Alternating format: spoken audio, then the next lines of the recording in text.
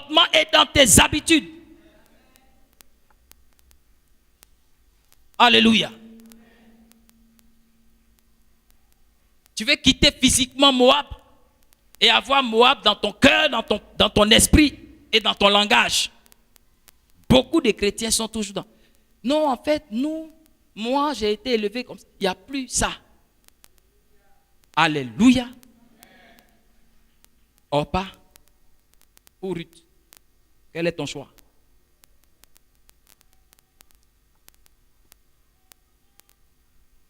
Orpa était bien consciente de ce qu'elle disait. Elle dit non, je veux ton peuple.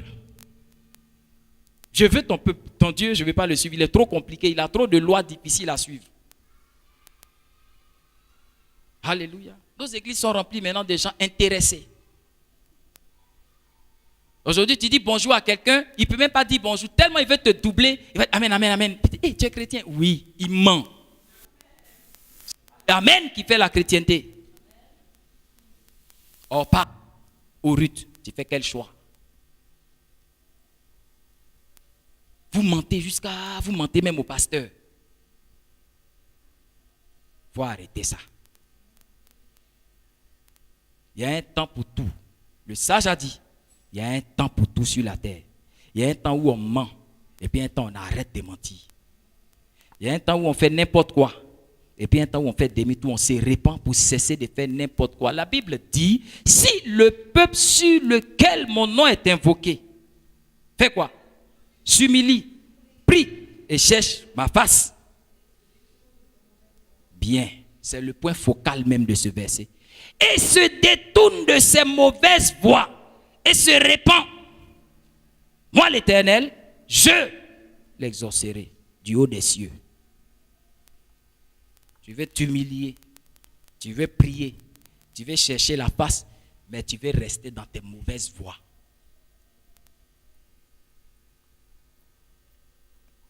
L'image du potier. Souvenez-vous toujours. Quand Dieu envoie Jérémie, il dit va, descends chez le potier et regarde comment il travaille. Moi aussi je travaille comme ça. Il fait un vase, il arrive que le vase ne soit pas comme il voulait, accidentellement. Mais ce n'est pas le vase qui dit attends, il y a une méthode un peu, après tu vas me réparer. Ce n'est pas ça. L'argile ne dit pas au potier. C'est ce que ça veut dire. Mais pourtant, souvent, l'argile veut se tordre lui-même. Il se tord. Le potier ne l'a pas touché, lui, mais il se tord. Et puis il dit non, je ne suis pas comme tu voulais faire. Comme je dis, il y a des gens qui programment accident. Ils se lèvent le matin, ils disent je vais faire accident à la Riviera 2. Puis mais il va, il cogne et puis il dit j'ai fait accident. En d'autres termes, il y en a qui se lèvent, qui pêchent volontairement et puis ils disent c'est accident. Vous pouvez blaguer les hommes, on ne blague pas Dieu. Détournez-vous de vos mauvaises voies. Ruth ou Orpa, faites un choix.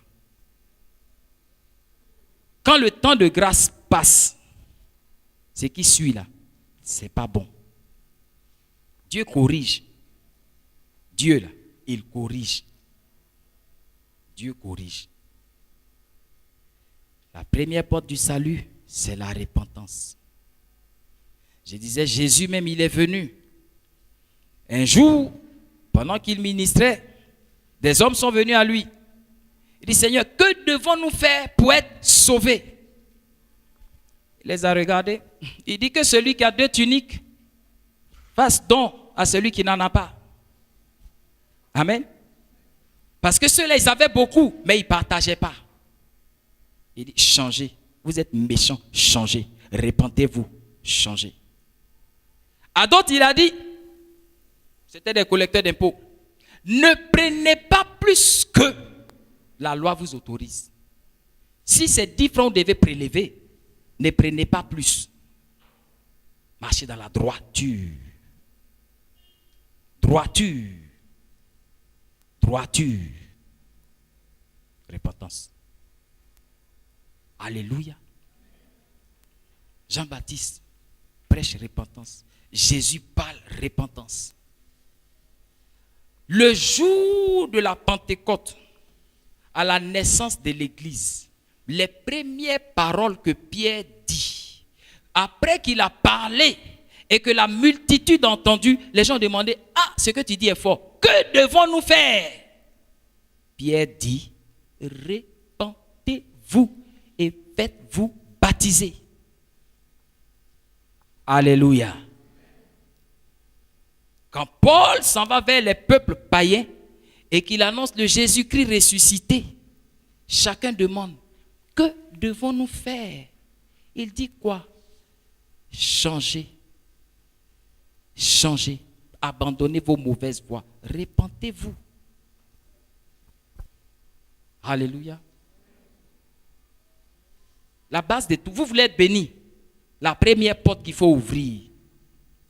Repentance. Repentance. Je reviens sur mon image de potier pour dire à partir du verset 8 en bas là-bas. Ainsi, je travaille comme le potier fait avec l'argile. Il fait un vase, quand le vase il casse, il le refait, tout ça, c'est bien. Il dit ainsi donc. Et c'est cette partie-là, ça me plaît trop. Quand je prophétise sur la vie de quelqu'un, en disant je vais t'élever, je vais te bénir, je vais faire de toi la tête et non la queue. Mais, il faut dire à ton voisin, pasteur dit mais. Il faut répéter mais là même. Bien. Mais, si la personne sur qui j'ai prophétisé, bénédiction, élévation, voyage, la tête et non la queue, si elle se détourne de mes voies pour faire ce qui est mal à mes yeux, je me répands de la prophétie. C'est-à-dire, je me répands du bien que je voulais lui faire. C'est écrit dans vos Bibles, non? C'est Dieu qui a dit ça. Il faut dire à ton voisin, c'est Dieu qui dit ça. Bon, peut-être il n'a pas bien compris, donc on va répéter ensemble. Tu le répètes, tu dis, Dieu dit, s'il veut te bénir, et que tu fais ce qui est mal, il ne te bénit plus. Et puis demande-lui, tu as bien compris? Alléluia. Et il continue maintenant, parce que Dieu il parle aussi, d'un côté il parle de l'autre côté.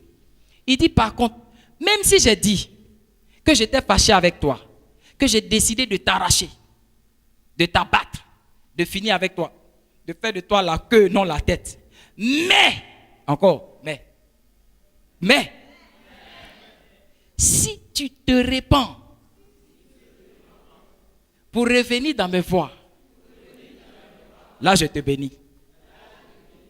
Bon, excusez-moi, je vous pose une question simple. Quelles sont les voies difficiles que vous voulez chercher pour être béni? Tu veux faire repentance là et puis il va te bénir? Ou bien tu veux aller te fatiguer jusqu'à... Il va t'attendre. Il y a un verset, vous aimez... Non, vous qui êtes fatigué, chargé, venez, je vous donnerai du repos. Toi-même, tu n'es pas encore fatigué, tu n'es pas encore chargé. Donc Dieu, il est là et puis il t'attend. Il faut aller seulement. Le jour où tu seras fatigué et chargé, il faut venir, il va te décharger. Mais, Sarah a accouché à quel âge? 90 ans. Il y a 10 ans entre elle et puis son mari. Elle a accouché à 90 ans. C'est vrai. On parle du côté miracle. Hein? Mais c'est quand même 90 ans. C'est quand même 90 ans. J'ai dit, quand tu as 18 ans, tu peux prendre l'escalier comme gazelle. À 90 ans, je ne suis pas sûr. Dieu peut te dire, peut-être que toi, ta bénédiction, Dieu a déposé ça au 15e étage d'un immeuble. Le plus tôt tu prends, le mieux c'est. Parce que tu as la force pour aller prendre.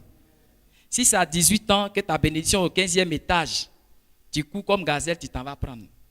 Mais si toi-même, tu as fait les voies jusqu'à... C'est à 75 ans, tu es fatigué. Dieu dit, ta bénédiction, là, depuis que tu as 18 ans, ça est au 15e étage. Il faut aller chercher. Là, Satan n'a même pas besoin de t'attaquer. C'est-à-dire, Satan s'assoit dans un fauteuil douillet. Il fait un cocktail non alcoolisé. Il est convaincu que tu ne pourras pas monter 15 étages à ton âge. Tes genoux ne tiendront pas. Donc, il réunit un conseil sucré. Et puis, il dit, on n'a même pas besoin de l'attaquer. Alors, je m'amuse à dire, le jour où Satan va dire, au nom de Dieu, ce n'est pas moi qui l'attaque. Et tu vas peiner. Tu vas peiner. Et tu ne pourras pas. C'est ça le sage a compris. Il dit il y a un temps pour toutes choses. Ne laissez pas passer les saisons.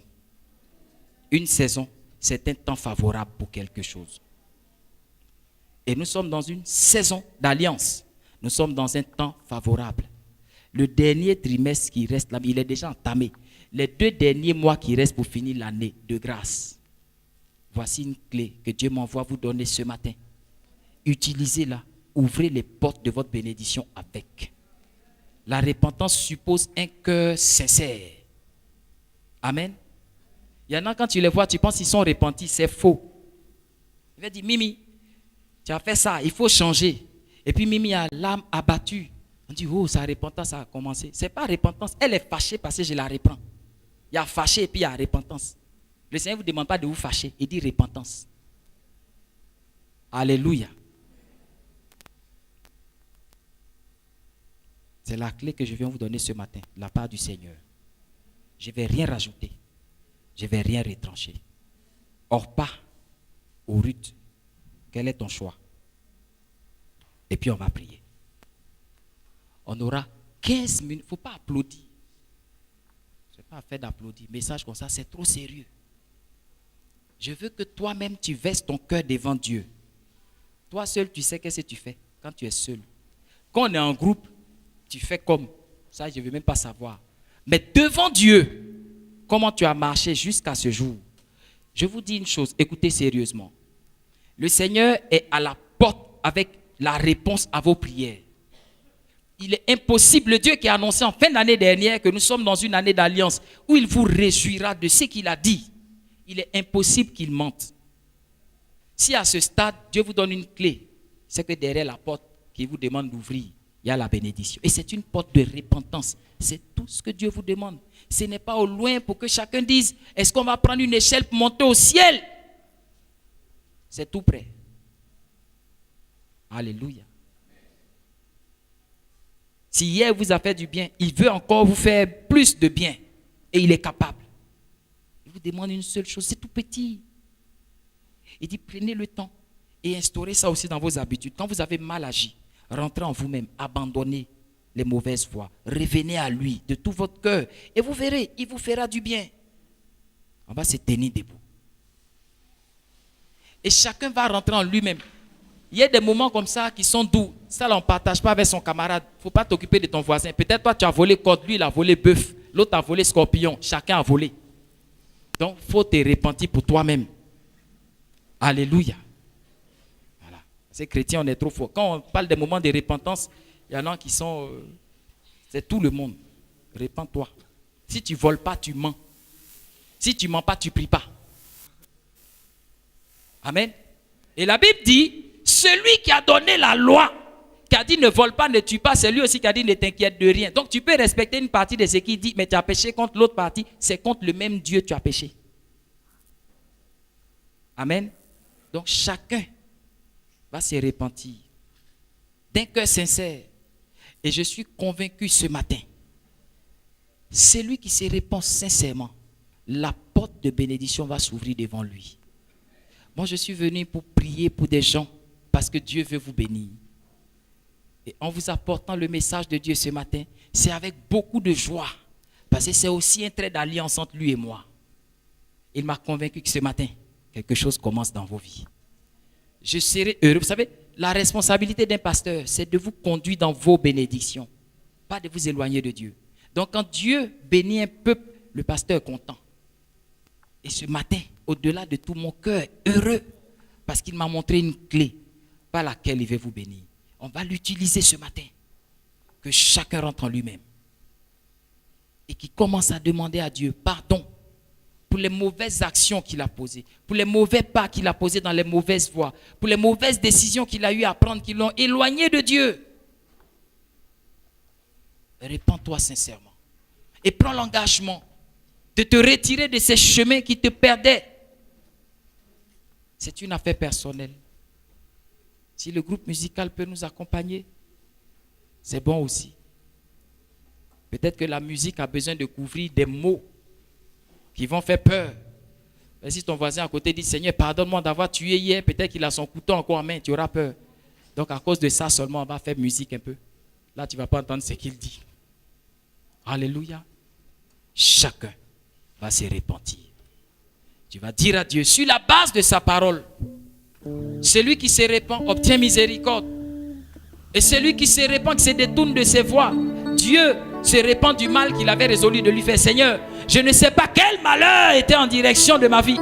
Je ne sais pas quel mal tu avais résolu de me faire. Mais je vais me repentir ce matin, afin que toi aussi tu arrêtes le mal qui était programmé dans ma direction. Je veux rentrer dans une saison de grâce. Je veux rentrer dans un temps de bénédiction. Certainement mes péchés fermaient la porte à la bénédiction. Certainement mes péchés fermaient le ciel sur ma vie. Ce matin, je me répands à tes pieds. Ce matin, je me répands à tes pieds. Ce matin, je vais prendre l'engagement d'abandonner mes mauvaises voies. Ce matin, Seigneur, je veux me détourner pour revenir vers toi. Un temps, je m'étais éloigné. Un temps, je m'étais perdu. Un temps, j'étais égaré. Seigneur, ce matin,